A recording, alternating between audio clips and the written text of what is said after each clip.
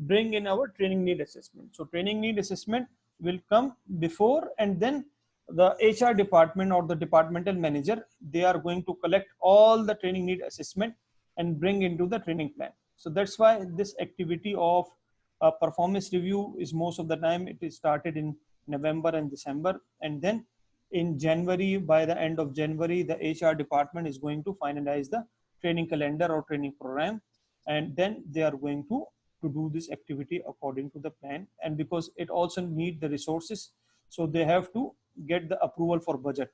Sometimes they are going to provide the training from external resources, sometimes they are going to send the people out of the country or out of the city, so definitely it involves budget. So that's why the trainings activities or the training calendar or the training need and assessment will be done in the last quarter, and the training calendar should be finalized as soon as the start of the new year or before the start of new year with the approved resources, so the activities can be performed according to this schedule. Then we discuss about internal and external communication as well. Internal and external communication we will be also discussing in our EMS and 45,000 slides. Documentation. Remember I told you that everything is not necessary to document. Standard itself define that what are the needed mandatory requirement for the document. These are scope, process documentation, quality policy, objectives, the fit for purpose for monitoring and resources, and evidence of competence. So these are some of the mandatory requirements which are going to be developed for which we need to maintain the record. Sometimes company says that we have the system for SAP or Oracle or similar system for the development of PO or PR or the approval. So this is also acceptable. We cannot say that you need to have this everything in the hard copy or you need to have this everything in the soft copy, but all this information should be defined in your quality management documentation procedure. So remember I told you that this will be our first procedure where we are going to write that how the procedure is going to be developed, how a format is going to be developed, how a SOP or the work instruction is going to be developed, what are the approval requirement, who is going to review, who is going to approve, how it is going to be distributed, and how the obsolete documents are going to be retrieved after the obsolete time period, and how much time you need to keep it for the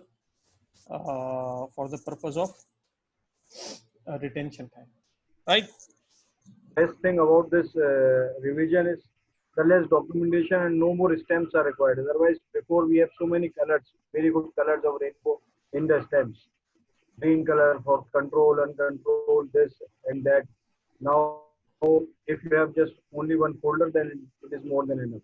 Very good, exactly. So this is the benefit of our soft copy documents in the soft copy, because these are in uneditable format, so nobody can edit them. And sometimes the companies, they also make it like you cannot download them as a part of normal documentation, or you can take the printout but you cannot download something like this. So depends on access control of your document. The thing is, we need to control these documents, and especially when you are going to send these documents outside parties, external parties, you need to remove some confidential information, or at least there should be a mechanism that someone from the top management or like general manager should approve it before sending to the outside parties, and there you can make the stamp that this is an uncontrolled document. Otherwise, for within the company, no need to make the stamp. It is old fashioned. Still some companies, they follow this practice, but it is old fashioned. If you have the controlled access, if you have the documents available on your drive, so no need for these things. Any question?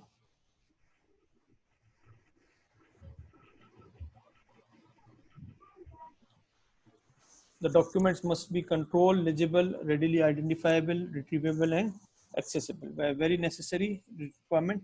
When in the standard, when there is a requirement come that we need to maintain document, which means that there is a requirement for written document or the documentation. When there is a requirement, the clause says that you need to retain the document, which means that you need to record. So we need to have the record available for these documents. So with this requirement of record, the requirements are coming with shall are controlled, legible, readily identifiable, retrievable, and access authorized. So everyone is not allowed to access for the document or for the records. Yes, guys, any question?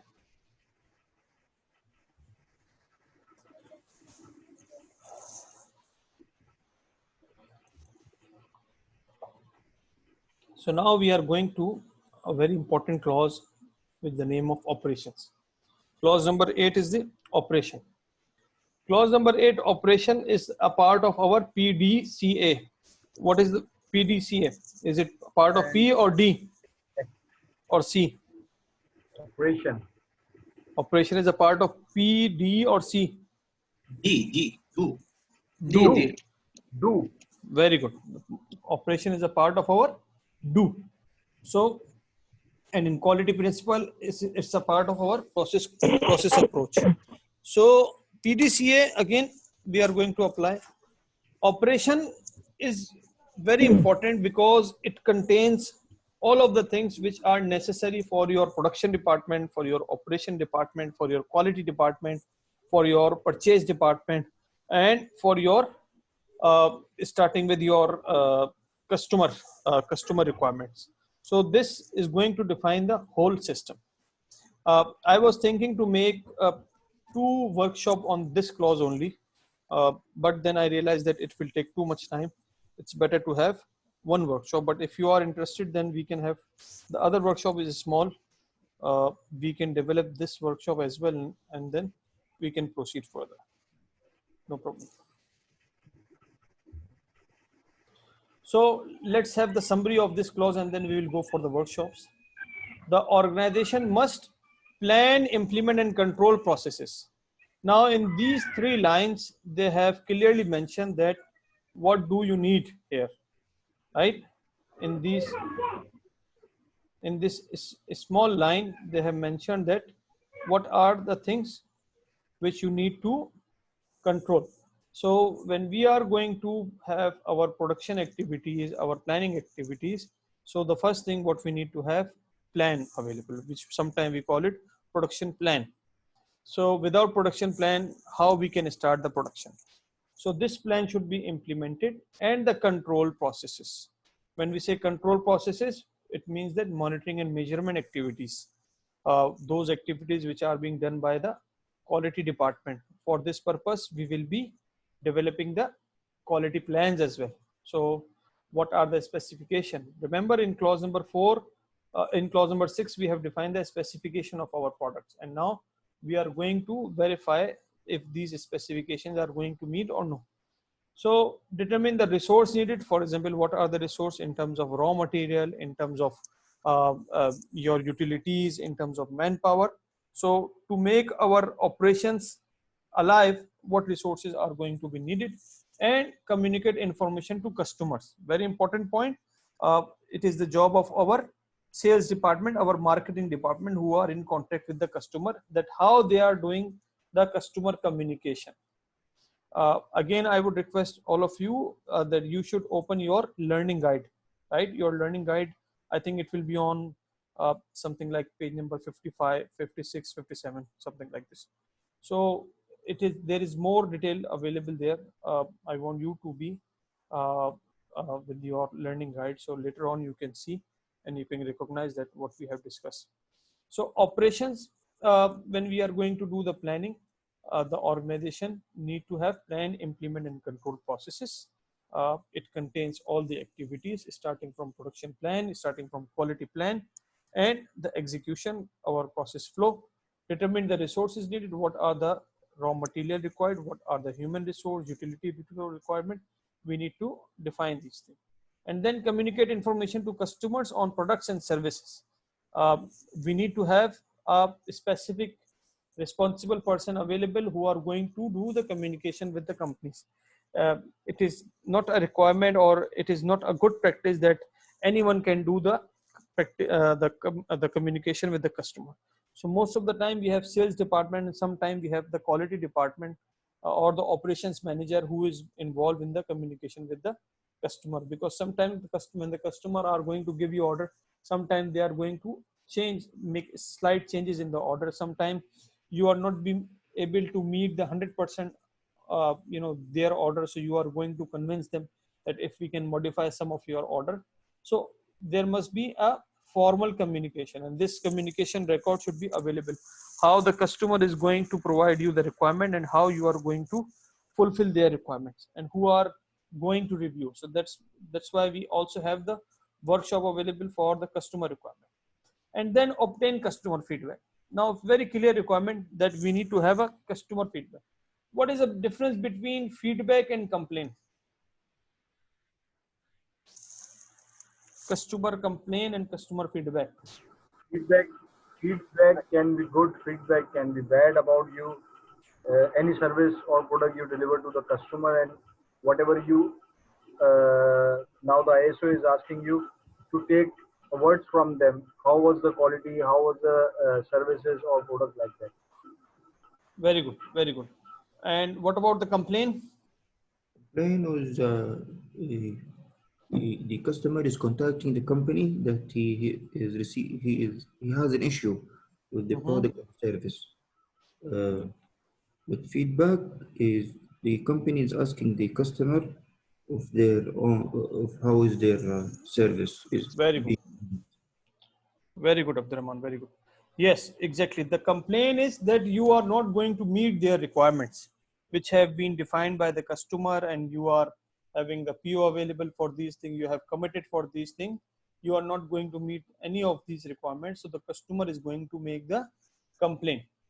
And if when the customer is not going to ask, but since the quality management system is focusing on the customer focus, is focusing on the customer satisfaction all the time, so the standard also require you to take the feedback. So if you are a services company or if you are a product company, you need to take the feedback according to the periodic time interval, depending on again the risk. Sometimes the simple formula that how we are going to take the feedback or how many times we need to take the feedback is that make the rule of 80-20.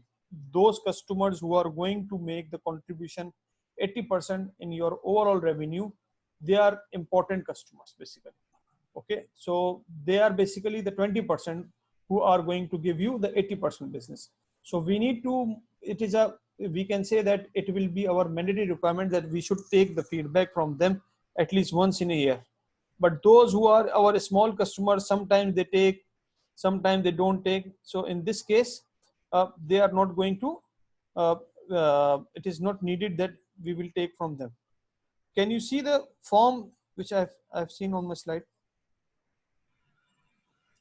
Can you see this form? No. There is no form. Please change the slide. Okay. Question here.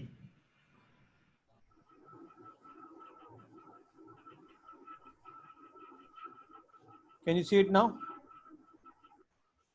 Yes, Yeah. we can see. So this is one of the example of customer satisfaction questionnaire or customer feedback form.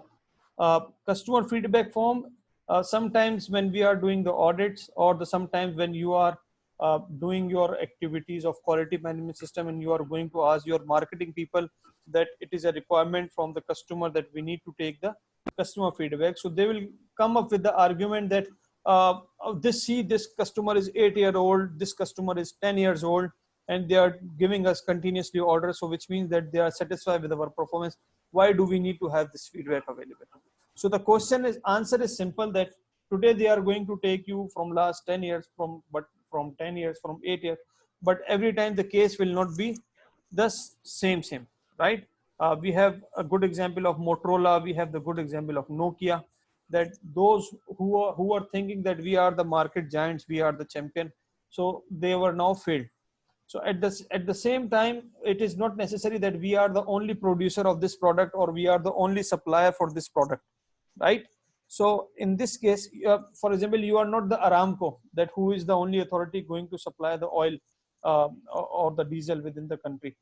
So that's why to check their information to check their feedback, to check their level of satisfaction, it is necessary to take the feedback. When we say we need to take the feedback, standard does not say that we need to submit a form for this purpose. Standard says that you need to take the feedback.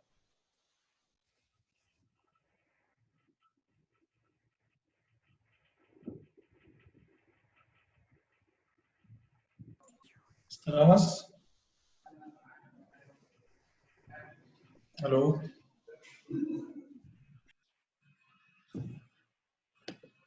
Yes, can you hear me? Mr. Anas? Yes.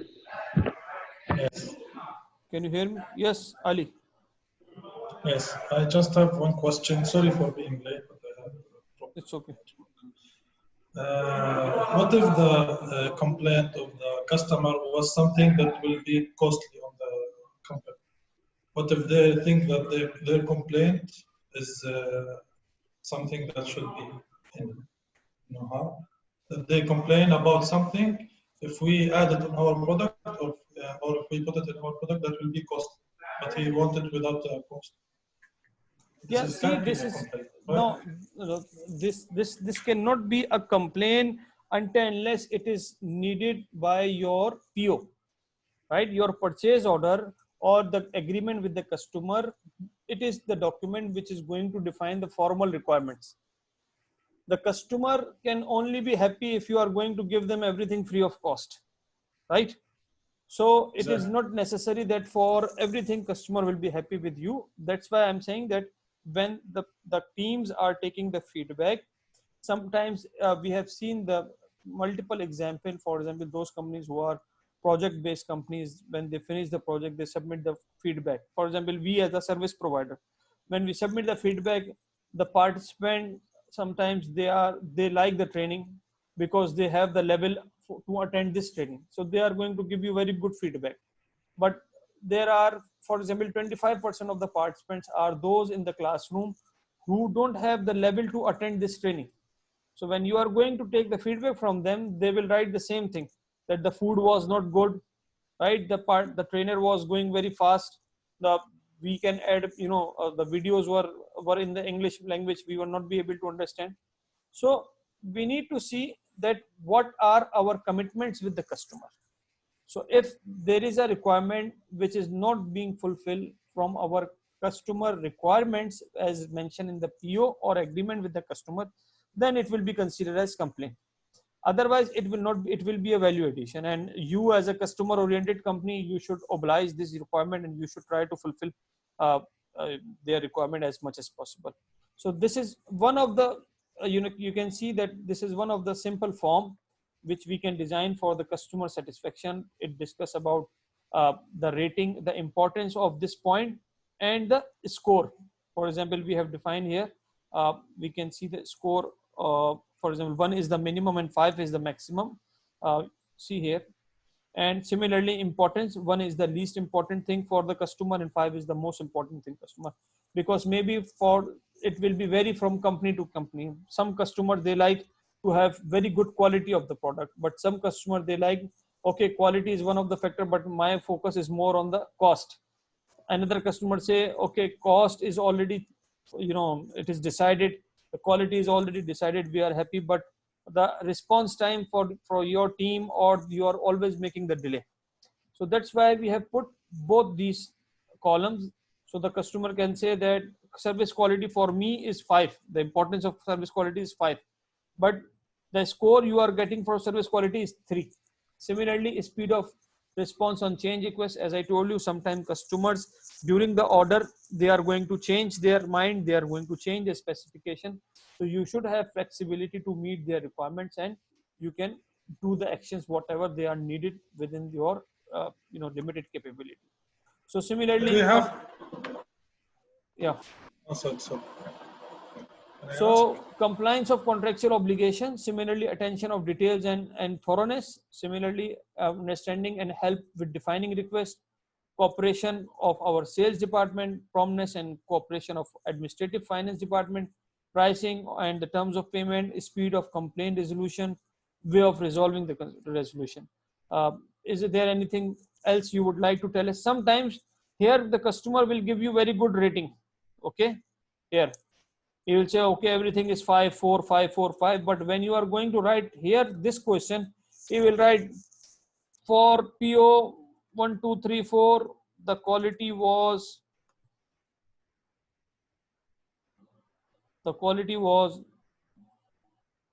not good.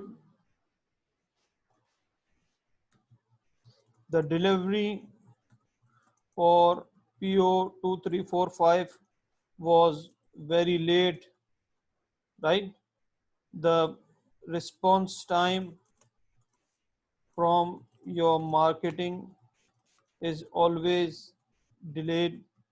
So now you can see that he's going to give you the ratings very good, right? But when you are going to ask him, then he's going to give you an answer. You get my point? So that's why customer feedback is very important for the organization. So if they think that customer is going to give them order repeatedly, order all the time, and no need for customer feedback, it might be possible that he has the agreement with you for 1 year or 2 years, and he is waiting to finish this agreement, and at the same just after this time he is going to change. Sometime we have seen that the multinational or the big companies, they are going to invest on your suppliers, on the suppliers facility. They are going to provide them technology, they are going to provide them equipment, they are going to provide them financial support.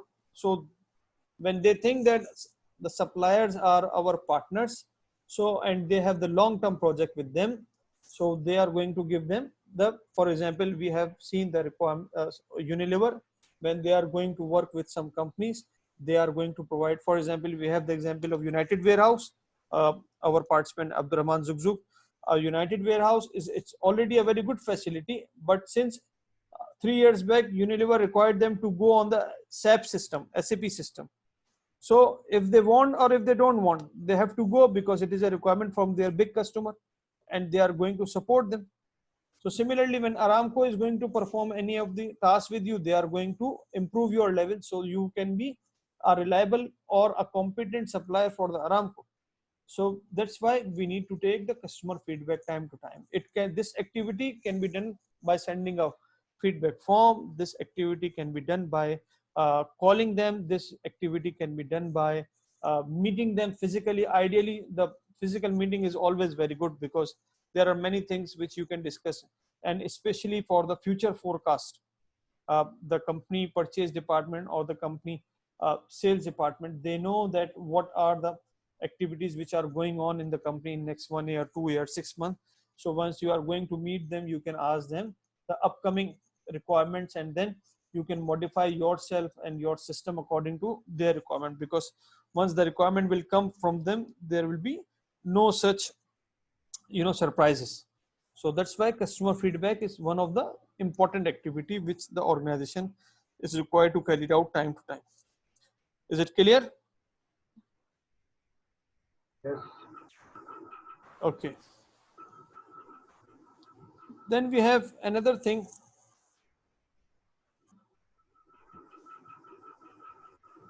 One question is arise with this one.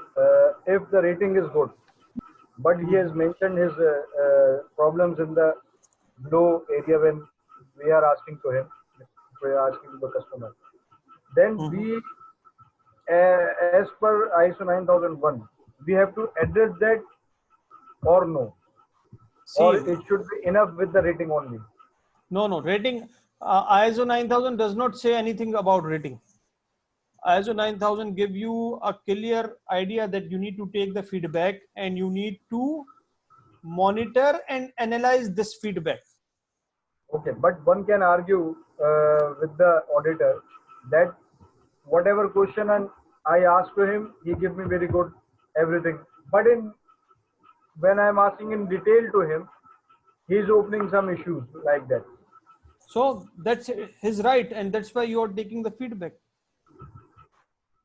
This is the opportunity for you to improve, definitely, right? If you are not going to ask them, you may miss a big opportunity to improve yourself, and then this customer is going to switch on another company. Then what will you do? Okay, one more question.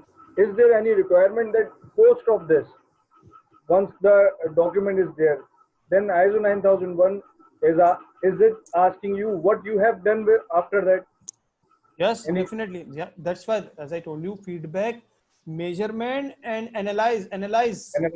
Yes, analyze. That's why What I'm are asking. your action plan when we are doing the audit, and when we see any of the complaint or such kind of feedback, then we are going to ask them always, our auditees, that okay, what is the action plan on this complaint? So they are going to define this thing, and that's why this thing is very important. That's why it is also a part of management review meeting, where the top management is sitting. You need MRM. to discuss exactly MRM.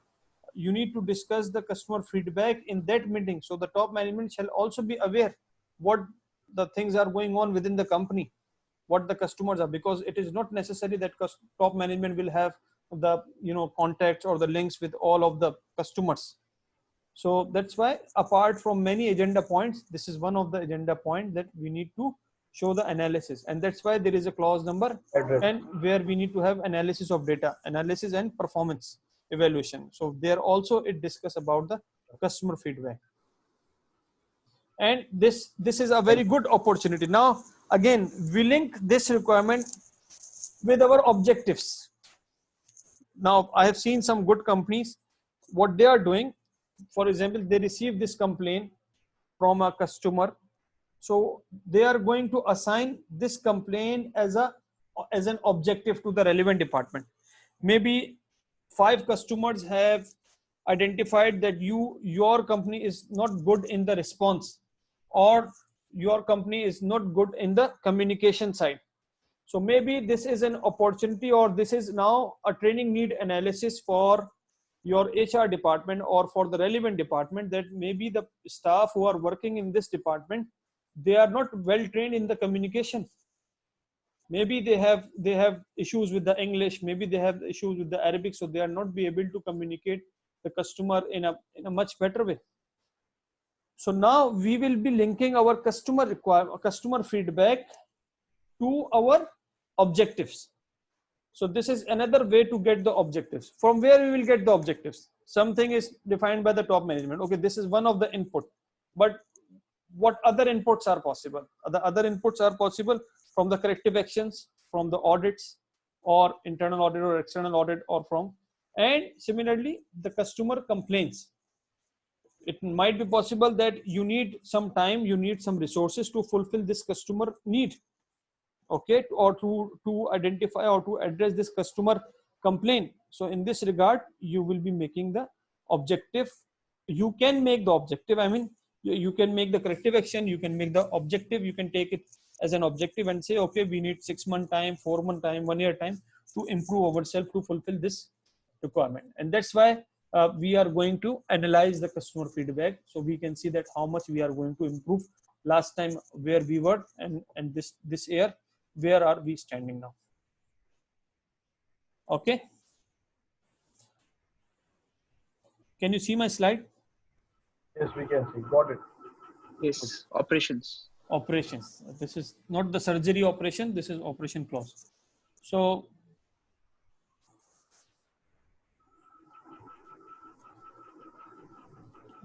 now it's okay, much better, full screen.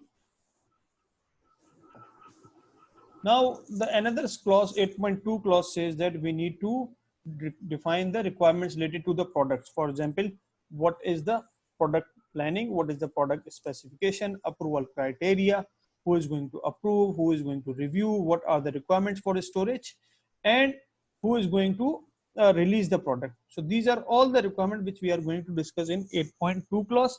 And then 8.3 discuss more about the design and development. Design and development, we told you yesterday that if your company is not involved in designing the products or services, then this clause can be excluded. But sometimes, so your company is involved. For example, if you are manufacturing like IKEA, like Walmart, like we have Zara, so they have own design, they have their own design, so they are involved in the design and development activities. So how these design and development activities are being carried out? There are 5-6 stages of design and development. For this purpose, we will also do the activity in our workshops. So what is the design input and what are the design output? How the design monitoring is going to be carried out? The person who are performing the designing, and development activity, what are their competency level, what is the project timeline, how you are going to validate the design, how you are going to verify the design, if the design is going to check at your own site as a pilot plant, or the design is going to be checked through some research laboratories. For example, now we have corona, right? We have COVID-19 medicine. Many of the companies are working on it. Many research institutes are working on it, but it is not going to be announced, or it is not going to be released until unless the design validation is going to be performed. Why they say that WHO that it will take 1.5 years to bring the vaccine for corona. It is very easy task you can do in your laboratory, but to have the validation and verification of this medicine or this vaccine, it takes time. Sometimes when you are designing designing or the products of pharmaceutical and food, it is not necessary that you will get the result at the same time. Okay, sometimes you can do the accelerated what do you call it, accelerated life cycle. You can study the life cycle in an accelerated mode, but it is not necessary that if something is going to have the expiry of 3 years, you can do it in 1 day or 2 days. You need some time to read this expiry and to read the consequences of this product. So that's why design and development is a very important topic, and it's a very important activity in those companies who are involved in. We have seen that some big companies, they have the R&D department, research and development department. They are going to perform this kind of activities, and sometimes companies, they don't focus this, and they say our quality department, they will be responsible for R&D, or our operations department, or we have very experienced people in our company, the quality manager or the operations manager, production manager, they are very experienced, so they are doing this activities of design and development, but it is not being documented in such a way that as it is required for ISO 9001. Then we have, after design and development, externally provided processes, right? Externally provided, when there is a word of externally provided processes, it means that we need to focus on the suppliers, right? Contractor or suppliers. Suppliers, contractors, vendors, these are all our externally provided. External service provider, external product provider, external process. For example, we have outsource. You are making the lubricant in your company, but once this lubricant is going to be manufactured in your company, it is going in the form of drums to the supplier facility, where they are going to make it packaging. Your job is not packaging, your job is to manufacture. So you are manufacturing it in your facility, and then you are going to send it to your supplier. You have outsourced the process of packaging, and after the packaging, it comes again to your warehouse, from where it is going for the distribution. So this is one of the example of our outsource process. Similarly, we can have another practice. For example, your one of the process is not being performed by your people, they have been performed by the contractor.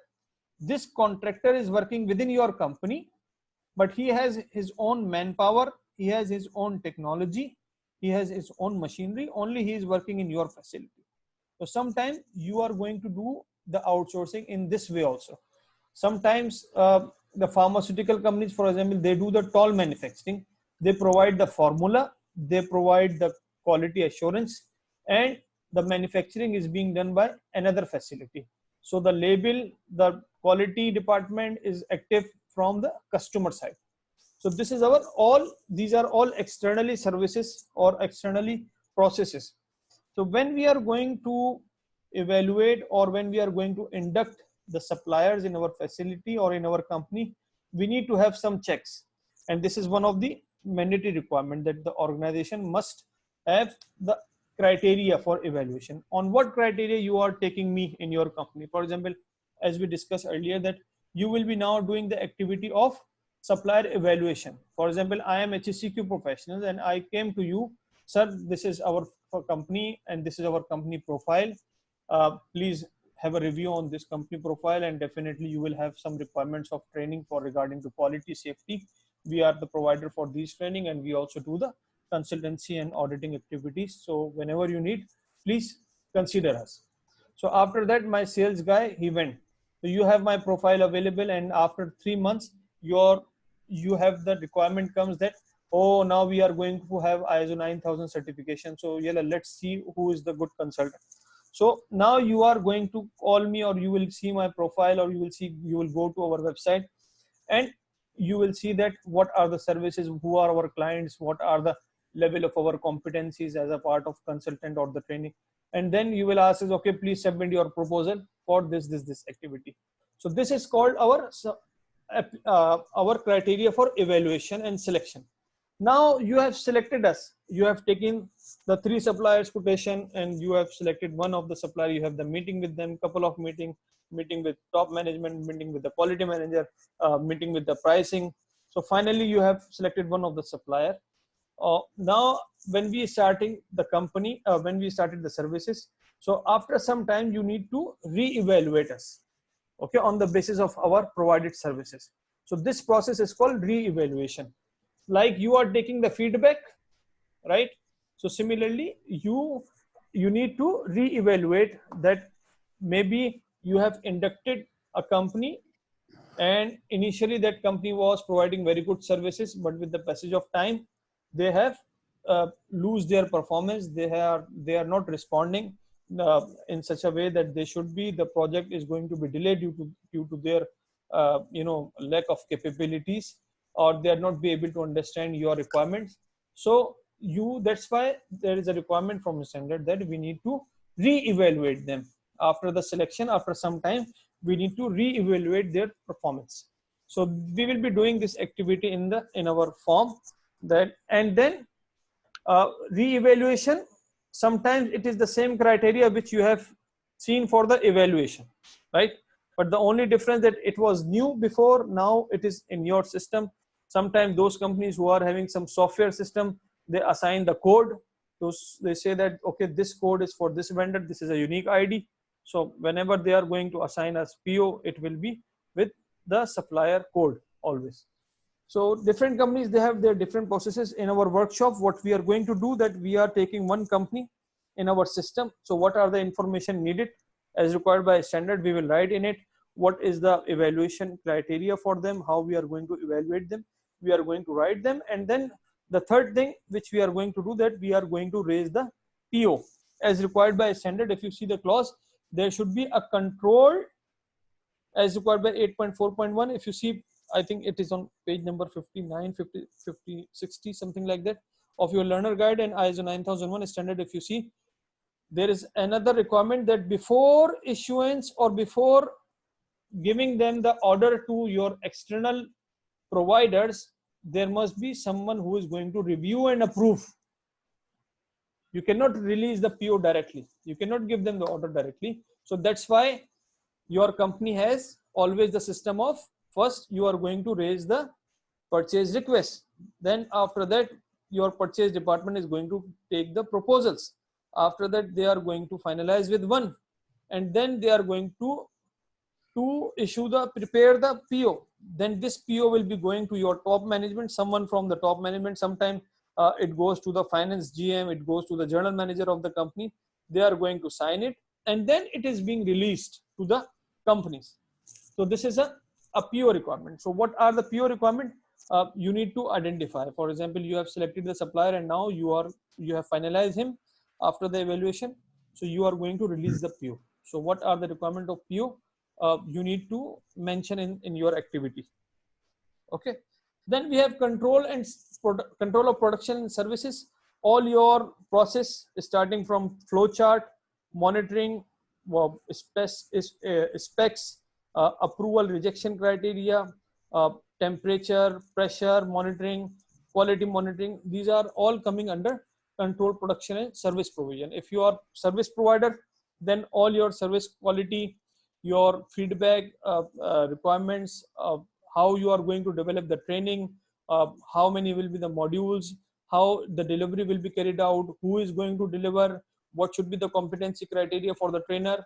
So all these things are defined into the control of production, or if you are a service company, for the service provision. So we need to have to do this activity, we need to have competent persons available. If the product is being manufactured or if the service is being released, definitely it should be done by the, it should be developed or it should be manufactured by the competent people. And again, we need to do the risk assessment in this activity. Our, we need to do a risk assessment for each our processes. Yesterday we discussed about the risk assessment, so we will be taking one process. Yesterday we did it very generic, but the requirement is that we need, you need to consider each department and do the risk assessment. For example, what are the possible risks in the purchase department? For example, what do you think, what are the possible risks in the purchase department or chances of error in the purchase department? Purchase of low quality product with high price. Very good. What else? No The cost. competition, no competition amongst the bidders. Very good. That you have given the order to one directly without any taking more quotations or the proposals. What else? Any other guys? Impartiality. Impartiality, or the major, one of the major requirement that you have released the PO without approval, Without approval, yes. right? Or you have taken the service without PO. Yes. I remember we have a very good client. I mean, it's a big company. I'm not going to say their name. Uh, we are just on our good, you know, in personal relationship with them, we did a project for them, and still we are, you know, running behind them. Please issue at least PO, and we have provided this service more than, you know, 7 months, 8 months ago, just on their request that, okay, you know, we are a big company, to trust us, we will do this, this is only a 2 days job. And once the project over, and after that we are calling we are calling them, we are sending them email. So this is a non-conformity for us also, that how we are going to do this activity without the, you know, charging the requirements. So these kind of things are possible. Similarly, what could be the risk in the marketing department or the sales department? Yes, guys. Sleeping. False information. Sorry, Abdurrahman. False information. Very good. The information which you have collected from the customer is incorrect, or it is not completed, or it is false, right? So this is one of the hazard. The guy who is sitting on the call, he's taking the order from the customer. Now I will give you a simple example. You are going to book the order online on Albek. You call them, please, we have this order, this order, this order, and by mistake, if he has put instead of you know, broast uh, spicy, he is going to provide you the normal or the regular broast. You will not be satisfied as a customer. You will say that I have asked something else and you have provided me something. You have asked for you know, a ThinkPad from Lenovo and he is going to provide you a Lenovo laptop. So definitely it is a requirement that the possibility from the marketing department, that it is one of the risk. Okay. So similarly in our production department, we will have multiple risks. Competence of the people who are working in the production department, awareness of the people about the production, how they are going to perform, the processes of checking. For example, the batch number is incorrect. Every shift you have to change the batch number, but unfortunately when the new shift came, they were not be able to change. So this is a non-conformity, this is a risk, right? Sometimes they are going to change some other equipment or some design. If they are not going to not be able to design these things, change these things, this could be a risk for their product. So all the time in each department, we need to see what are the possible risk, and we need to do this as a process wise. Okay, we can use the same form, but we will do this with the team of department. For example, when we are doing for the quality department or production department or warehouse department, for example, warehouse has issued the product which was not planned, or the pallet, the wrong pallet or the wrong cases have been issued, right? So these kind of activities are common in the industries, and that's why they are going to identify it as a non-conformance of their processes. And so the standard says that instead of making the non-conformance, let's take them into risk. Remember, risk-based thinking, risk-based thinking. So every process we need to do the risk-based thinking, and then we need to apply. And then we need to make sure that the product which is going to be released, it should meet the requirements of conformance. Whatever the requirements, for example, sometime we have the requirement that before final release of any product, we will do the scanning with metal detectors. Sometime you have some other quality requirements before the release of product. You are going to check the final temperature, you are going to check the some other parameters before issuance of the product. So it's okay, no problem. Whatever we have defined in our process flow, in our quality plan, we need to oblige with those requirements. So this is one of the requirement for our operation clause. Then another very important thing is the identification and traceability. We all have our name, unique name, right? We all have our ID number, ICAMA number, passport number, which is unique. So why? So we can have the traceability. So similarly, when we are working in the companies, when we have the products, when we are developing the products, it might be possible that when the product is released into the market, there is certain complaint, right? Many big companies, they have the complaint. In the pharmaceutical companies, in food companies, in mobile, in Samsung, they have the complaints. In Apple, they have the complaints. So complaints are always possible. So if we don't have a system of traceability, then we cannot have a good system for the improvement. So the standard require you need to have a good system of identification and traceability. So that's why the companies, they have the batch number, they have the shift number, they put the date, they put the expiry, they put the QR code, or the some other kind of traceabilities are there. So we as an organization, we need to make sure that if we are going to do the reverse traceability or forward traceability, we should sometimes we do the reverse traceability. For example, we have taken this mouse which is in front of me, and now I have to see from where it came. It came from Jarir. From Jarir, took from China, where it is manufactured, then who has designed, what are the processes, what was the raw material. So up to the raw material. And sometime we have the forward traceability. We will start from the raw material and we will go to the final product. So as a company, we need to have a clear idea about the traceability, because sometimes the complaint, that's why if you see the companies, they also keep a retention sample. Sometimes if you go in their quality department, they have the sampling cabinet available, they have the sampling room available, where they are going to keep the sample of their product up to the expiry. It is a mandatory requirement in pharmaceutical company. I think, Ahmad, it is a mandatory requirement in your company to keep the sample of product. Ahmad, मौजूद और माफी मौजूद? Okay. So it is a mandatory requirement, for example, in pharmaceutical companies, in food companies, to retain their sample up to the expiry of their.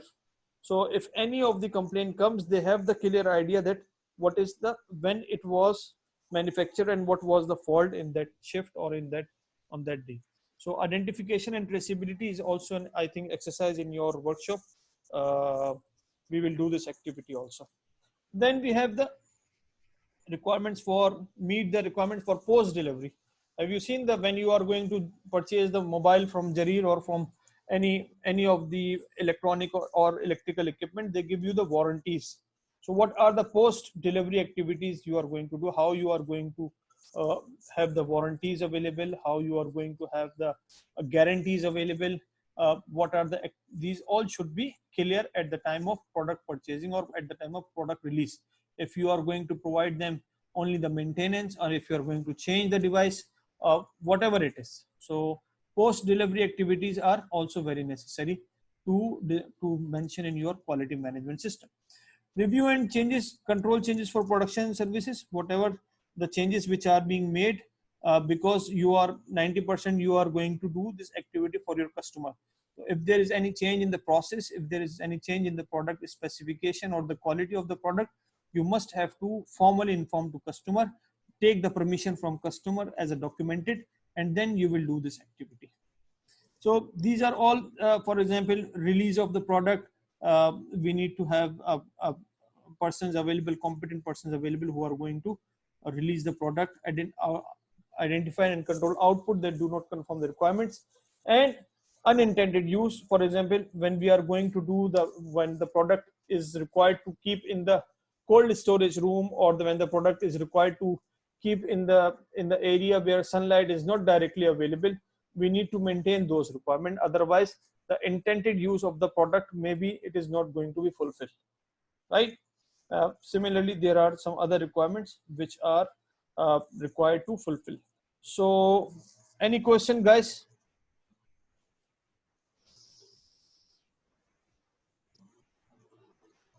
Okay.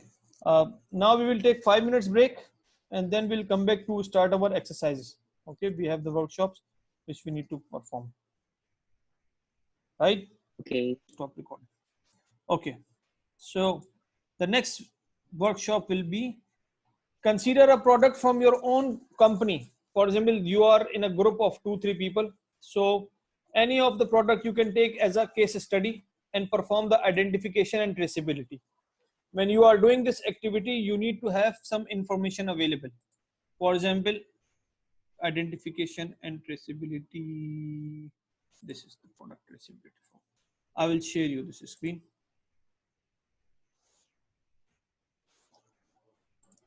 This is a very simple form I just developed after Maghrib. So this is identification and traceability of product. Can you see the screen? Yes. Yes. Okay. For example, your product is lube oil, right? Process flow, raw material. For example, ABC, you have raw material. Then whatever your process flow is there. Okay. You will know about the process flow. You are not going to design the process flow. Just write A process, B process, C process, D process, like that. Okay. But it should be actual for your own product. You can take any of your product. It's up to you. Then what are the raw material you are going to use in this product? All major raw material. What is the identification code you have defined? For example, you can say HSCQ, KSA. This is our product code, right? The batch number, for example, 2020-300-1, shift 1. If it is for second shift, we will say shift 2. If it is third, then you will say shift 3, right? Product passing criteria, for example, pH should be 7.0 to 7.2. Okay, this is the passing criteria. Storage location, for example, warehouse at room temperature. So this kind of entry, who will be the distributor for this product and what will be the distribution location. Because why we are going to have this all information, tomorrow when you will have any complaint from any customer, if you don't have this information available, then how you are going to make the traceability? How do you know when this product was developed? Who are the guys who developed this product? What was the error behind? Okay, so you will be considering one product and you will be doing the identification and traceability activity. Is it clear? Yes, guys, clear? Yes. Yes. Other Yes. than Paul, Adil, other than Yeah. Adil, Yes, please. clear, good. So this will be our second workshop, whatever the group who is going to have. What is our third workshop is about design and develop. Very good. So our third workshop will be about design and development. Can you see the screen? Yes. Okay. Yes. For example, within your group, again, you are working in a R&D department, research and development department in your company, and the company has decided that we will be design a new product. We will be designing a new product. So what are the steps involved in designing a product? Remember, as I told you, that there are certain requirements. So you can consider as, for example, ABC specs water, right? So what is the objective? For example, intended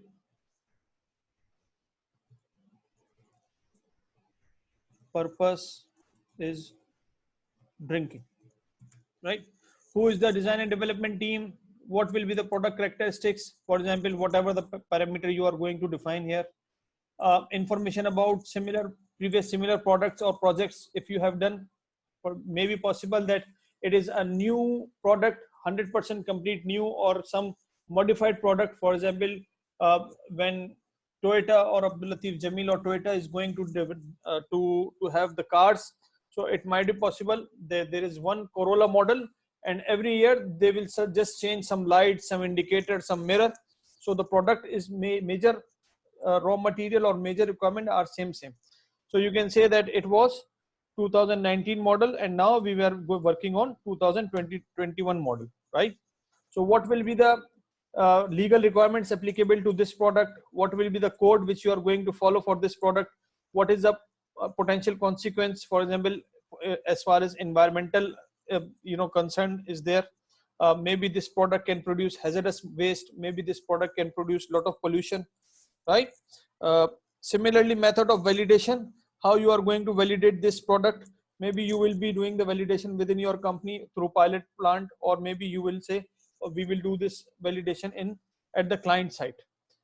Then what will be the process flow? Because once you are going to start the validation, then you need to have the process flow available. So you need to define the same thing, A process, then B process, then C process, like that. So this is some information: issuing of project task, how much time you need to complete this project task, and when the project can be started for the pilot. So this is some information which are required for the design and development of a new product. And there are certain other complexities which can also come in between. For example, changing of design. For example, sometime between when you are doing the activity of design and development, your design is going to be failed, so you will say, okay, now we are going to change the design in between the project. So these are other complexity. Now this is a very simple format just to give you the idea about how you are going to follow the sequence when you are going to perform the design and development in a company. Clear? Any question? No questions. Yes, Abdurrahman, Zugzug, Adil, Ahmad, Inshallah, clear. Bandar,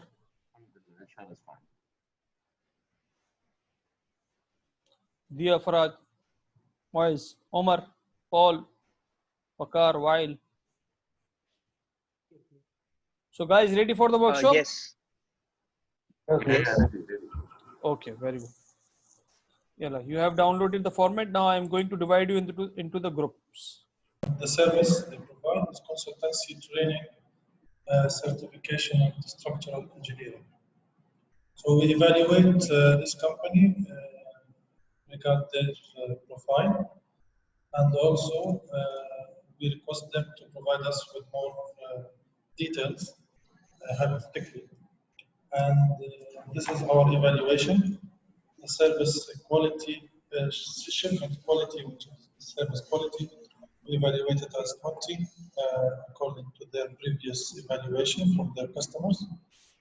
The quantity, we evaluate it from 0 to 9 regard the services they provide, the number of services they provide. They provide consultancy, training for many courses and many certification. So the prices is medium to high, 14. SR, which is supplier reliability, the reliability is good, 20. The terms of payment, 13, because they always cost for 100% payment. The delivery time is 9, the delivery time. So the total is 76, and the rank is accepted. This is our rank, accepted. Very good, very good. Thank you. And now, yes. Any questions or anything? Yes, guys, any questions? No, clear. Thank you. Okay, good. Now we raise or issue a request for quotation, and this is the number for the quotation. from ABC company to HSAQ functions. The date, the description of our request, OSHA 13-hour training in-house, 3 persons, the date, consultancy for implementation of ISO 45,000. The quantity is our factory, 5 departments. Requested by quality manager and approved by HR manager, finance and general manager. And this is our task. Very good. Very good. Yes, guys. Any question? Clear? Stop. So this is the most of the time instead of working on PO, they have worked on RFQ, which is much better because after the evaluation, the first step which is going to start is the RFQ, a request for the quotation. And in request of quotation, we can also add something like what is the timeline for this project. Okay, so that would be much easier for the company you are going to ask about the quotation. And once you will have 2, 3, 4 quotations available, after that you will review it and you will go for the purchase order. So the purchase order will also have the same details available, but also the terms and conditions, the payment terms, and approval from the GM or any other top management. So this is a simple example for our purchasing process. I hope those guys who don't have the system for purchasing as far as IMS or 9000 is concerned, they can also use the same information to apply within your company. And those who are using the software like SAP or any other software, so they can continue with their activities with the software. And if they want to add something in those software according to requirement of 9001, they can add. So the standard does not say that you cannot work on software or you have to work on hardware or it must be signed. So the things are quite easier now. So let's move to the second workshop fast. Yes, guys. Thank you so much for the group number 1. Very good presentation. I will share it on WhatsApp group, inshallah. Okay. Yes, Adi. Our task to do the identification and traceability of one of the product. So it calls for the ISO 9001:2015 clause number 8.5.2. So we chooses Petroman engine oil, the product name, and the process flow includes base oil receiving from Saudi Aramco, and then additives, and then blending of raw material. Then it will be ready for QC check. If it will be passed, then it will be a finished product, and if failed, then we have to make the correction to make it as a finished product. And then final step is filling, packaging, and dispatch. So then raw material will be used are base oil and additives. So there will be an unique identification code, and there will be a batch number for the product. And the passing criteria we have mentioned here is viscosity index, flash point, gravity, pour point, and total base number. So, and the storage location will be Petroman warehouse. Distributor will be done by Petroman Express, and it will be distributed in all major cities of KSA. Very good. Very good. So this is, I mean, quite real time. You can see the identification and traceability example, the process which they have mentioned. I think any of you is already working in Petroman, or it is just a name? It was mentioned by Mr. Waqar. Okay, very good. Because he has good experience of refineries. So now my question, any other guys having some questions? Yes, Ali, please ask. Yes, Mr. Anas. In case of identification and traceability, can I use only batch number and use a batch record? Yes, you can use. You can use it. It's up to you, but it must be a unique code which is not going to be similar with any of your other products. Sir, but because a batch number will have many products. and any product can have a defect. So there should be a unique serial number for each. I think serial number, serial. That's I use the Or batch the number product that code is also we can see, like if this petrol is production engine oil also, marine oil also. So we can differentiate with the EO for engine oil, marine oil for MO, for turbine oil, for TO, hydraulic oil for HO, like this. We can give, or anything batch number, but it should be unique with all other batches also, and with all other products also. It should have all different from each other. Very good. Mr. Anas, Yes. can I speak? I use a kind of traceability for batch number, that the batch number have meanings. If it's okay, if you want, I can share my screen just a few seconds. Okay.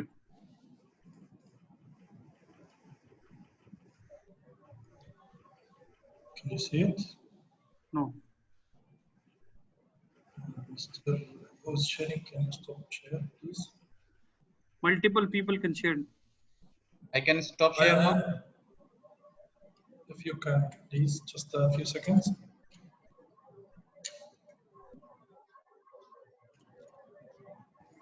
Okay, it's clear now. Can you see it? Yes, yes. Yes, the batch number of in my company that I start, that this is the batch number here. It's the year, time, and the item number and batch number. That's already identified in a table. So in case I want to trace, I can just only put the batch number in my system, and it will give me all the details for this batch. So this is acceptable? Yes, yes. You can have the batch number for different sizes of the same product. Okay, but ideally the batch number should be unique, but the most important is the product code. This product code is more important because it should be the different from each of your bottle or each of your can, whatever the drum, whatever you are preparing. So one batch, as Ali told, as Mr. Adil told, that one batch can have, for example, 500 drums, but each drum will have its own identification number. For each drum? Sorry? For each drum, I should make Yes, yes. identification for each. Then how, otherwise how you are going to trace it? For example, if we are working in a big company, we produce 1 million drums per day. How we can trace it? Normally there is counter is there. When the printing is going on by flash right now, so the counter is also going. It is giving this number. From that only you can also know the real numbers, whatever has gone filled, or you have manufactured how much drums. So the counter is running how much. Even with the eggs also, if you see the egg available in the market, they also have the counter. How many eggs pass from that counter? The number is there. So the product code should be there. From batch and then product, you will come to know. If sometime it happens, a batch is going on under production, and similarly, the filling machine has some problem, and the only issue with the quantity, and the maintenance team, they make okay the machine later on, but in between 4 to 5 drums that has gone with maybe 20 liters less or 10 liter less like that product. So when the complaint is come from the customer, the only product code will show you that this time when the counter was on 78 or 79 number of drums, we have the issue with the filling machine, and then we adjust that problem. So you can exchange the product like this. So product counter is there normally. Okay, good. Clear? While Ali, Adil, sorry, Ali, clear? Yes, it's clear. Okay, very good. Thank you. Very good workshop. Group number 3.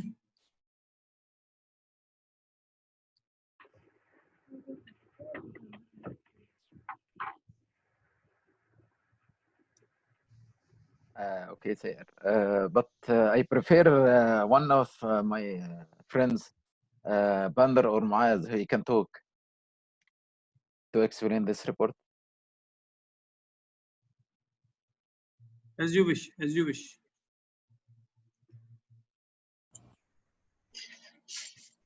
Okay. So the project name is RFID software. It's a software used to read the magnetic card. Okay. So it records the data of attendance of people, for example. The project objective is to develop an RFID software. The team are Mr. Dia, who is the software manager, the team leader, Mr. Bandar, software engineer, team member, Mr. Muaz, software engineer, team member. So the inputs for design and development, the product characteristics, it should read and write data without direct contact. It requires a supply of electricity of 220 volts, for example. Information about previous similar projects. We have developed an RFID for Sony, for Samsung, other clients. Statutory, regulatory, and environment requirements. It should be as the requirement of the client, eco-friendly, constructed from recyclable material. The standard or close practice of practice to be implemented. We will follow the ISO for RFID, which is ISO IEC 16963 2017. A potential consequence of failure due to nature of the product or service. In case of failure, we lose data saving of employees, which is a big issue. The method of project validation. The RFID should meet ITP client test. Expected date of validation is 18 July 2020. A process flow for the pilot project. We should start by buying raw material, design, develop the RFID, do the production, and pass client validation test. So the date of issuing project test will be, it's today, okay, 18 May 2020. Date of project start will be after, we'll start at 8 June 2020, and the project deadline will be at 8 July 2020. That's it.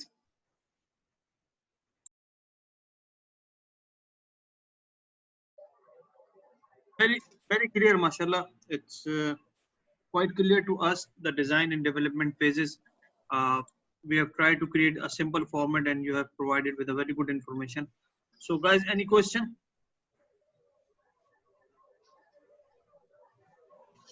So validation will be done by the company itself, right? Not client validation, right?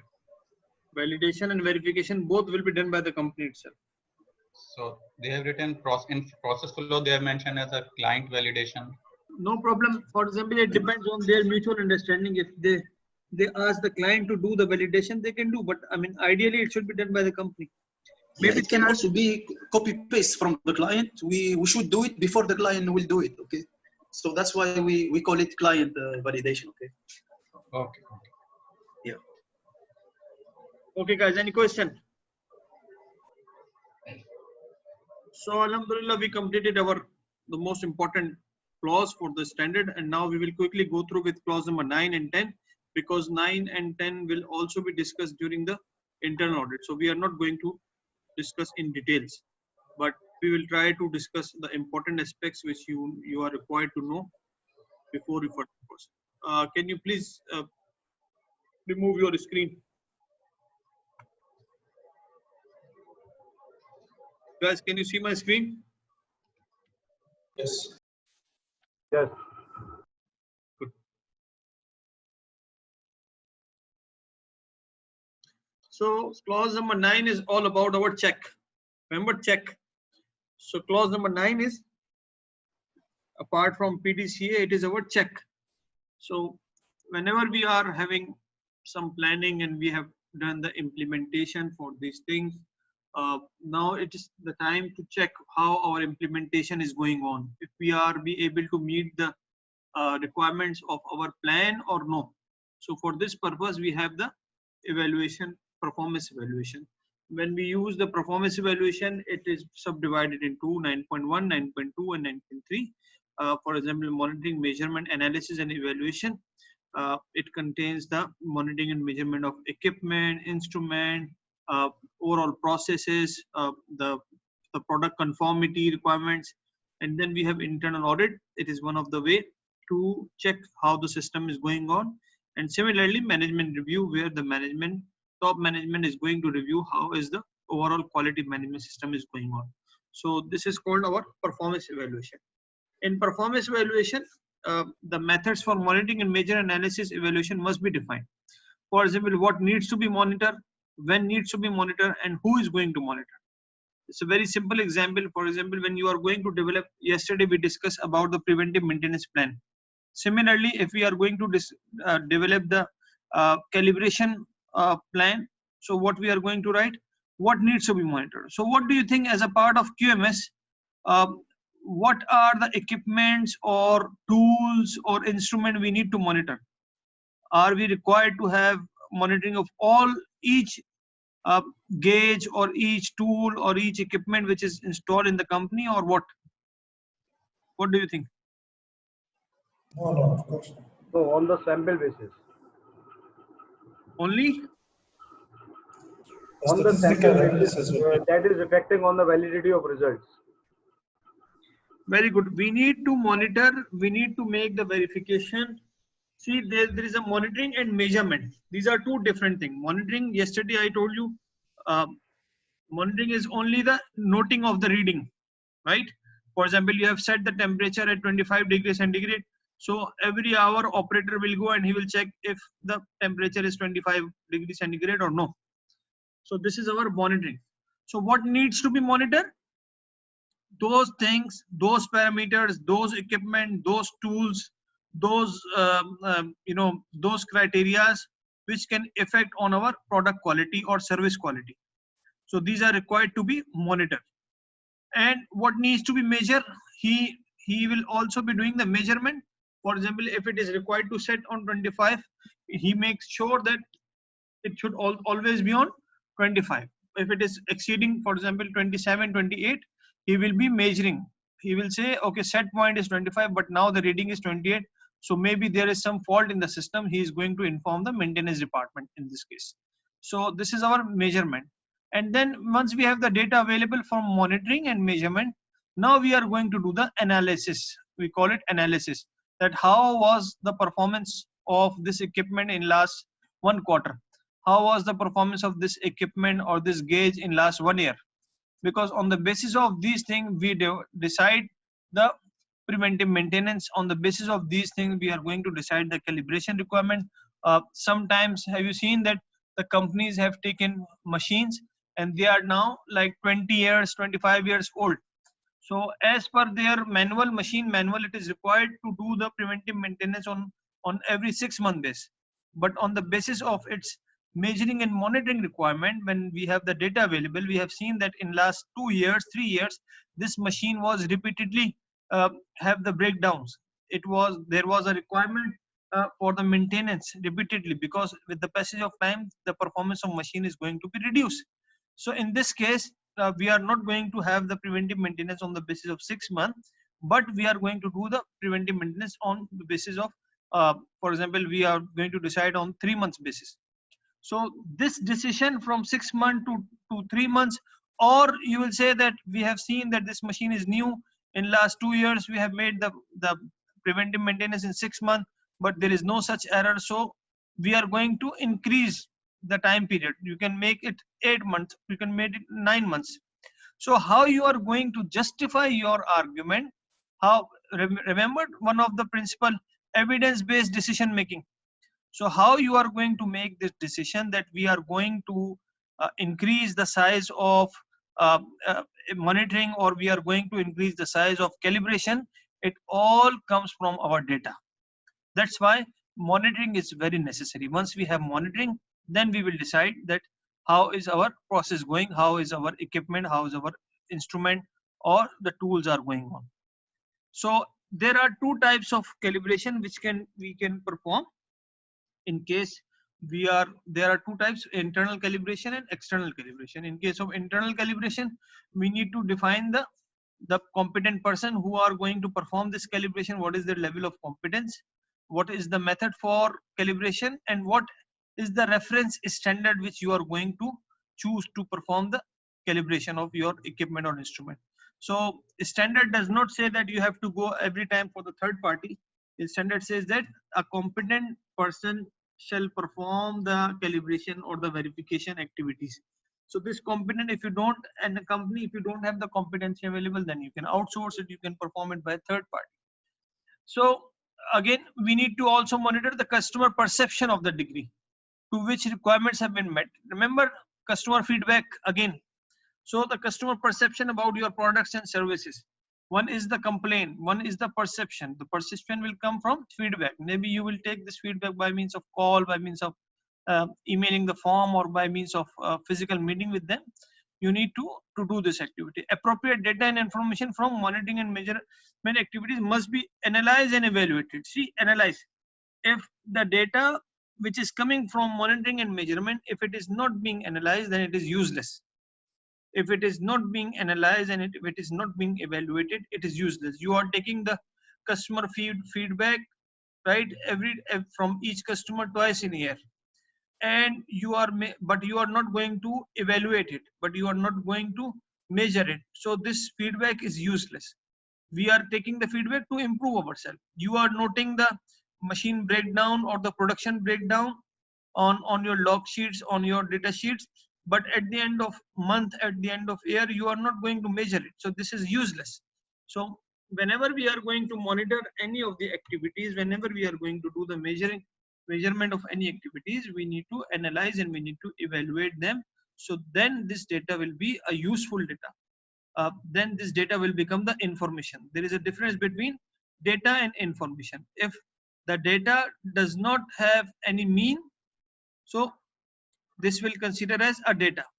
If this data is going to become useful, in the useful form, we call it information. So information, we need information to decide our future planning. On the basis of these things, we will define our objectives and targets. On the basis of these things, we will define our calibration timeline. We will define our preventive maintenance timeline. We will define our training requirements for our different employees.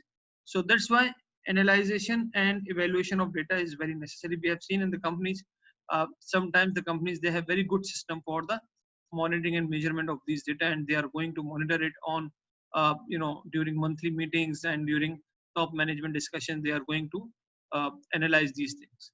So similarly, internal audits, as required by the standard clause 9.2.1, internal audit are also a part of our checking activity.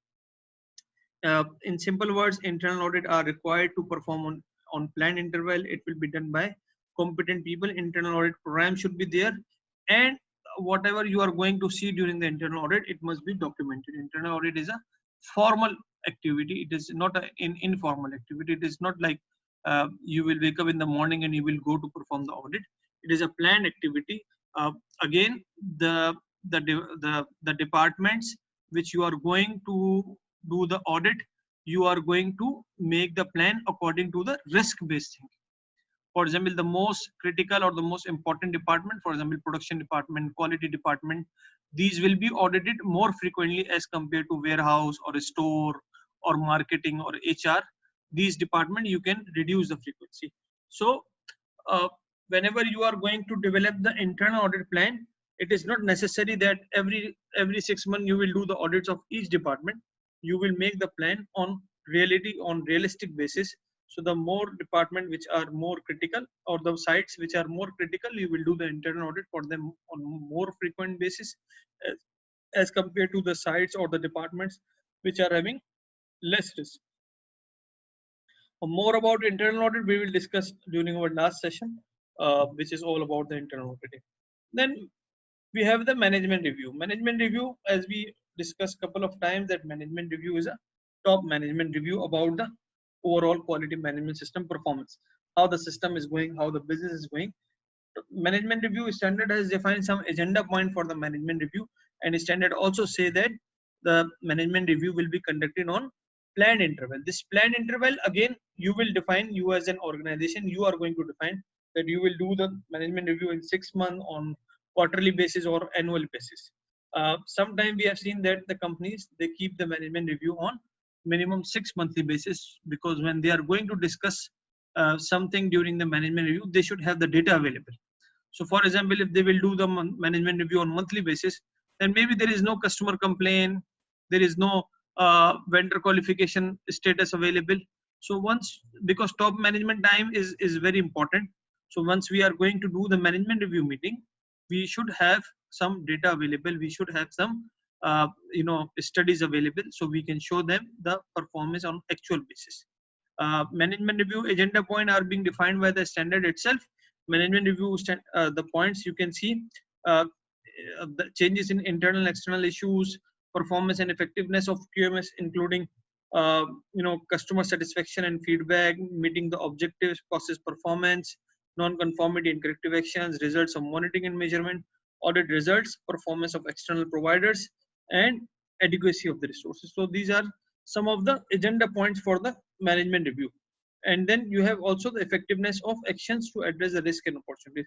We will do one exercise, inshallah, maybe tomorrow or day after tomorrow, about the management review, because this is the document which can be the part of our IMS. So when we will be discussing EMS and health and safety, we will be filling the form for management review, which will cover all the agenda point. So it will be done through one exercise as well. So management review is very important, because if the top management does not know the overall situation of the company, the overall performance of quality management system, then they are not going to provide you the resources. They are not going to provide you the suggestion for improvement, how they are going to know the performance about the suppliers, about the customers, and the overall quality management system, how it is going to move. So that's why management review is very important. And as I told you before, management review, it is not needed to have the meeting, the physical meeting available. You can do it by means of conference call. You can do it by means of emailing system. You can do it by going to one-on-one meeting with different members of top management. Another very important thing, that the management review, it is not needed that in each management review you will discuss all the agenda points. I have seen some good practices in the company that they have the management meeting on quarterly basis. So this management meeting also involves the marketing progress, the production progress, the plant progress, the maintenance progress, and as a part of quality department, they put some of the agenda points in this meeting for the management review. For example, if there are 8 agenda points, there are 9 agenda points. So they are going to take 3 agenda point in one meeting, 3 agenda point in second meeting, 3 agenda point in third meeting. So in 1 year, they have completed the cycle of whole management review agenda point. So it is also acceptable.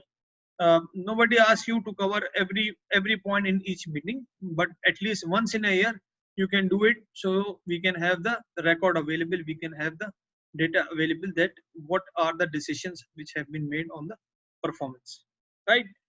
Any question in clause number 9?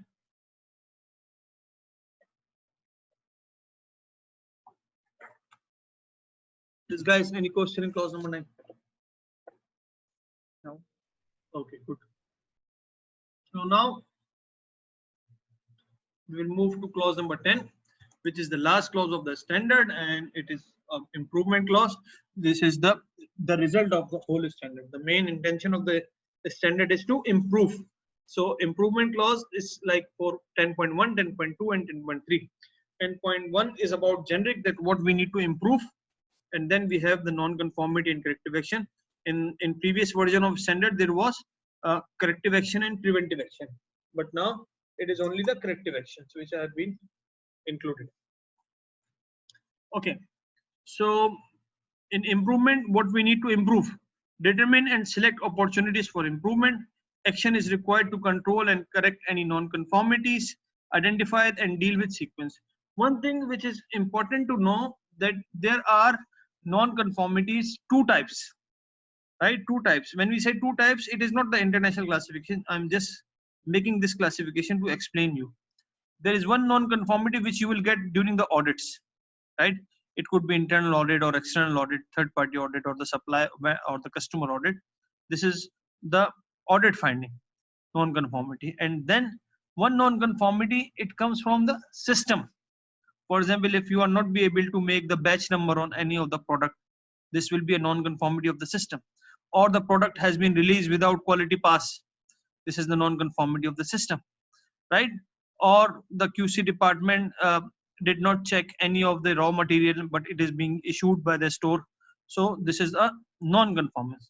So there are two normally kinds of non-conformance. Don't confuse with these non-conformance classification. Both have the same meaning.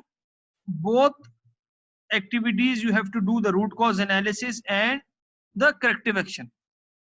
Sometimes we are considering non-conformities as only the audit non-conformities. So the people are not going to improve themselves. They are going to improve themselves once the audit is being carried out. So this is a least requirement of a standard. Those companies who have good quality management system, we are not expecting from them to have the non-conformities only from the internal audit. We are expecting them the non-conformities through the process. So some companies, they have very good system of non-conformities, that for each process, if there is any deviation against the required specification or against the required SOP, if there is any deviation, they are going to raise the non-conformity, and they are going to make the root cause analysis and corrective action. Sometimes the department, they think that non-conformity is a negative thing. If my department will get 2-3 non-conformity, so the management will consider that we are having too many issues, we are not working well. This is not the case. When the organizations, they have the positive culture, they have good culture, so they are all eager to have improvement. So any of the department can raise the non-conformity against any other person or any other department, and they are going to welcome it, and they are going to take it as an opportunity for improvement, and they are going to improve themselves. So don't think that the non-conformity will always be coming in the audit. The non-conformity could be raised anytime whenever there is any deviation through your process, within your process, within your uh, the criteria which you have been set for any of the activity. So evaluation is required to determine and eliminate the causes of non-conformity in order to does not reoccur, right? Because if it is going to reoccur, which means that our root cause analysis was not good. So that's why we need to do the root cause analysis. Most of the time, the companies are taking only correction. The correction is you are going to correct this activity. For example, uh, due to the bulb has been fused, and you are going to change the bulb. So this changing the bulb is not the corrective action. This is the correction, because without the bulb you cannot work. So the immediate action which you are going to take is the correction, not the correct. For example, acid has been spilled on the floor, and you have cleaned this acid. So this is not the corrective action. Most of the time we have seen that during the internal audit, the findings, it comes like the acid found spill on the floor, and corrective action, we have cleaned the floor. No, this is not the corrective action. This is a correction. Corrective action is now you need to develop the plan, that you need to make sure that we need to check all the bulbs well on time, that before getting the next bulb fuse, it should be changed. Or we need to make the corrective action in such a way that there should be no way for spill. We need to improve the handling activities of our people. We need to have the spill kits available. We need to have the controls available, so there should be no spill. So these are our corrective action. So organizations are required to have corrective actions as much as possible. But ideally, if it is considered as in the risk, then there will be very less chance for the failure. So that's why all preventive actions are being raised as a risk. And then if any of the preventive action is going to be fail, or is not going to be fulfill the requirement, then there will be a need for the corrective action. So continuous improvement is required to confirm the suitability, adequacy, and effectiveness of quality management system. Continual improvement to address the results of analysis, evaluation, and output of the management review. So these are some of the requirements in clause number 10. Any question, guys?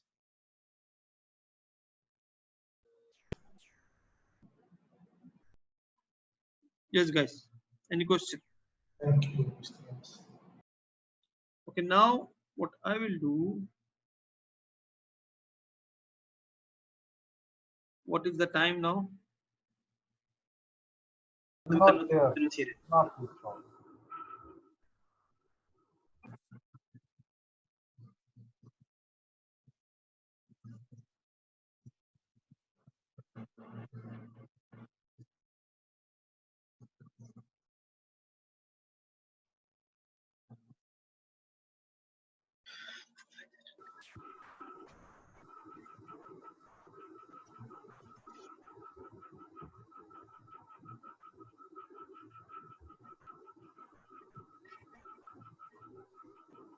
Okay, no problem.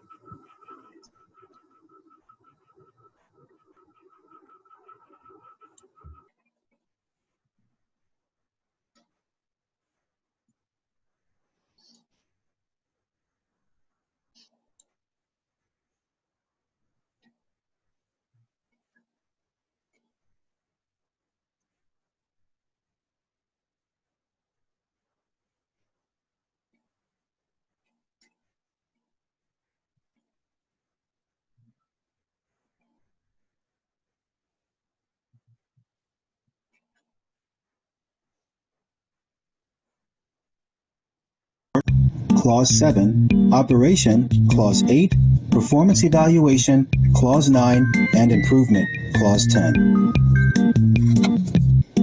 Clause 4 to Clause 10 are the only clauses which have specific requirements that the organization needs for an implementation. The best way to view the ISO 9001 quality. Welcome to the ISO 9001 Awareness Training, brought to you by Anscorp. ISO 9001-2015 provides a set of standardized requirements for a quality management system which is flexible enough to be used for all sizes and kinds of businesses. Using ISO 9001-2015 helps ensure that customers get consistent, good quality products and services, which in turn brings many business benefits.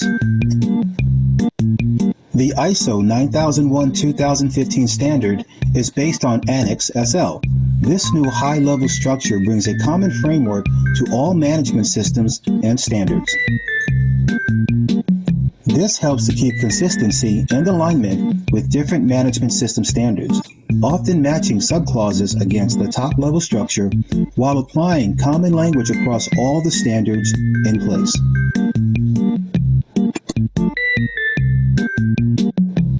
The high-level structure of the ISO 9001-2015 standard are Scope, Clause 1, Normative References, Clause 2, Terms and Definitions, Clause 3, Context of the Organization, Clause 4. Leadership, Clause 5, Planning, Clause 6, Support, Clause 7, Operation, Clause 8, Performance Evaluation, Clause 9, and Improvement, Clause 10. Clause 4 to Clause 10 are the only clauses which have specific requirements that the organization needs for an implementation. The best way to view the ISO 9001 quality management system requirements is through a plan, do, check, act approach. As the picture shown below, the separate processes are being linked in one large cycle for its improvement.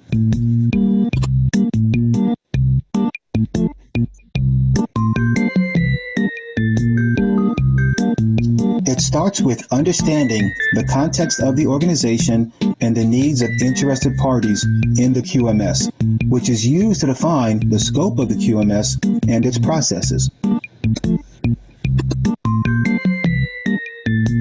Followed by the commitment of leadership in the company to drive the organization to a customer focus by defining the organizational roles and responsibilities and by establishing a quality policy to give the overall QMS a focus.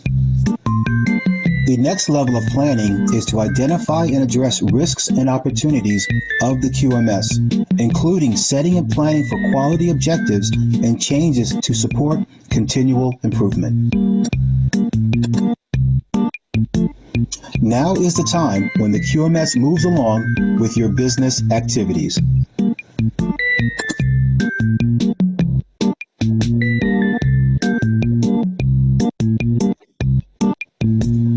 organization needs to provide the support structure to allow you to run the business effectively as planned. This includes resources, identifying competence, awareness, communication, and to set the processes for creation and control of documented information.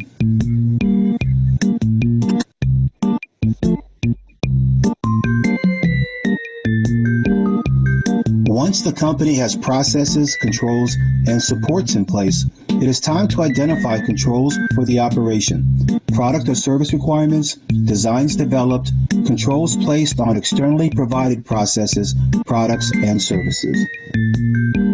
The process of producing the product or service needs to be carried out with control of product and service release. Any non-conforming products or services need to be addressed. In short, the activities of creating and providing products or services to meet the needs of your customers needs to be accomplished.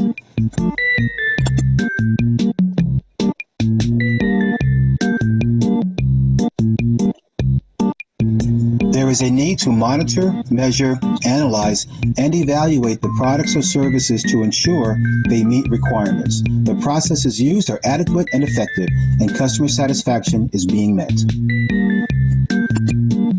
Further is the management review process, which reviews and assesses all of the monitored data to make changes and plans to address the issues.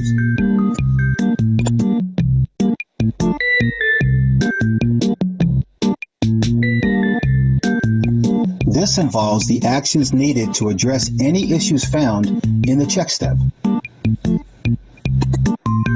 Improvement is the overall heading for these action steps, with the activities of addressing nonconformity and corrective actions to eliminate the causes of actual or potential nonconformities as the first step in acting to improve the system. The goal of a QMS is to work toward improvement for the company, because only through improvement will a company be able to compete in industries that are growing ever more competitive.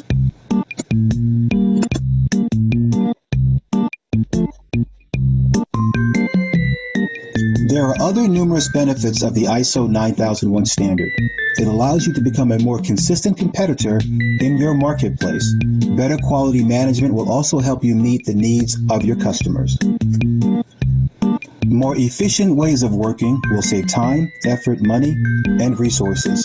Improved operational performance will also cut errors and increase profits. You will motivate and engage your staff with more efficient internal processes. You will likely win more high-level customers with your improved customer service. Lastly, you can broaden business opportunities by demonstrating compliance to an ISO 9001-2015 quality management system. Yes, guys. Done? Yes. Okay, now let's take the homework and then we'll finish it. So on page number 74 of learner guide, there are some true false question and answers. So you have to complete it by homework, and tomorrow we will start with the discussion on answers. I will not give the time to fill at that time. If anybody is busy too much during the daytime, he can do it now. It will take not more than 10 minutes. Page And 74, huh? Yeah, this is the homework for all of you. Okay. It's page number 74 or 75 of learning guide, right? Those which are true, you have to write the clause number. Okay, those which are false, no need for the clause number. Those which are true, you have to write the clause number for this. Okay.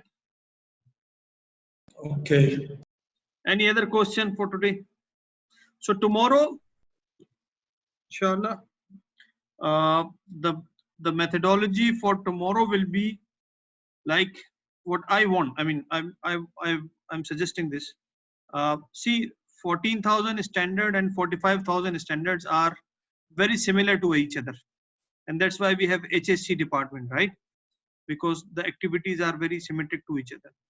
So what we will do in our learner guide, in our presentation, these are separated, right, as a separate modules. One module is 14,000 and the next module is the 45,000. But when we will be doing the discussions, when we will be doing the exercises for these standard, we will be combining the requirements just to have a good understanding of, again, we are going to integrate basically. Those requirements which are possible to integrate, we will integrate. And those requirements which are impossible to integrate, we will discuss them individually. So there will be two benefits. The first thing that we will learn that what are the requirements which can be integrated each other, and at the same time we will save our time, because I try to explain the ISO 9001, which is the main standard, the core, or you can say the mother of all standards, in a detailed way. So the next two standards will be very easier for you, inshallah. Right? Agreed? Agree, yes. Only one guy is agreed. Okay, thank you, Mr. Yes. Yes, yes. Yes. Okay, guys. See you, inshallah, tomorrow. All the best. Tomorrow, inshallah. See you, Sure. Okay, good night. Mr. Anas, Yes. can you please give us this video on the WhatsApp? Yes, I'll give you. Thank you so much. Okay. Thank you. Mashallah. Mashallah. مع السلامة. شكرا، جزاك الله خير. مع السلامة.